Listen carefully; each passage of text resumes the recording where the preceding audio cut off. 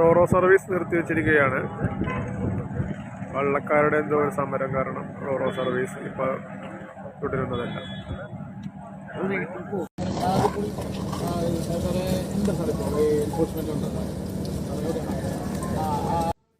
കേസുമില്ല എന്നും ഉറപ്പ് തന്നാല് സാറ് ഈ സമരം പിൻവലിക്കാൻ ഞങ്ങൾ കടലിലോട്ട് പോകണം. ഞങ്ങൾ ഒരു കാര്യത്തിനുമില്ല. ഞങ്ങൾ ഒരു സമരമല്ലേ ചെയ്യണത്. ഞങ്ങളുടെ ഒരു ആവശ്യം മാത്രമാണ്. ഞങ്ങൾ സമരത്തിനൊന്നുമില്ല. ഞങ്ങൾ സമരമൊക്കെ നിർത്തി വെച്ചേക്കും. ഞങ്ങളുടെ വെള്ളം വിട്ടു തരിക, അത്രേ ഉള്ളു.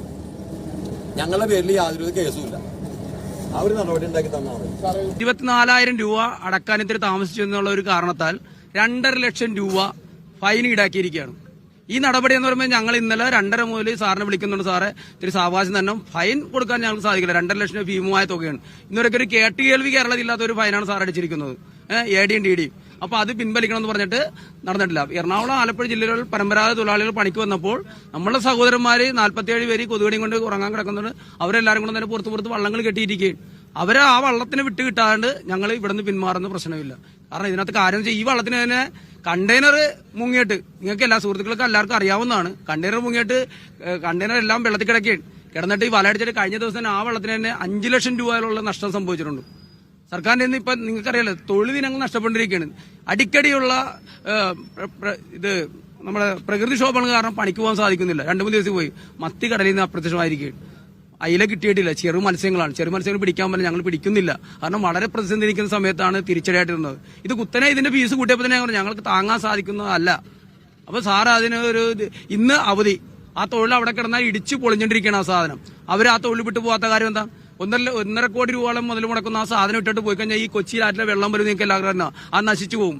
വിജിലൻസ് ഉദ്യോഗസ്ഥന്മാരോട് ചർച്ച വെച്ചേക്കണാണ്.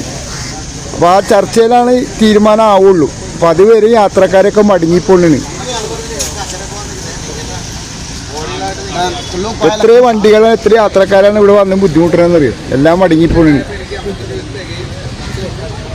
വേണ്ട, എല്ലാരും മടങ്ങിപ്പോണാണ്. അപ്പോൾ മത്സ്യ വള്ളങ്ങളുടെ അവരുടെ സമരമാണ് ഇപ്പോൾ വൈപ്പിൻകരയിൽ ബോട്ട് വട്ടുവിട്ടിരിക്കുന്നത്, റോറോ പിടിക്കുന്നിടത്ത്. ഇതിന് ശാശ്വതമായൊരു പരിഹാരം കാണണം. 2.5 ലക്ഷം രൂപയാണ് ഫൈൻ അടക്കണം പറയണത്. അതിൻ്റെ മുന്നണിയായിട്ടാണ് അവർ ഈ സമരം നടത്തിയിരിക്കുന്നത്. യാത്രക്കാരെ ബുദ്ധിമുട്ടിക്കരുത്, എത്ര പെട്ടെന്ന് സമരം പ്രശ്നം പരിഹരിക്കണമെന്നാണ് ഇവിടുത്തെ ഈ ബോട്ട് കയറാൻ വന്നൊരു വാഹനക്കാരൊക്കെ പറയുന്നത്.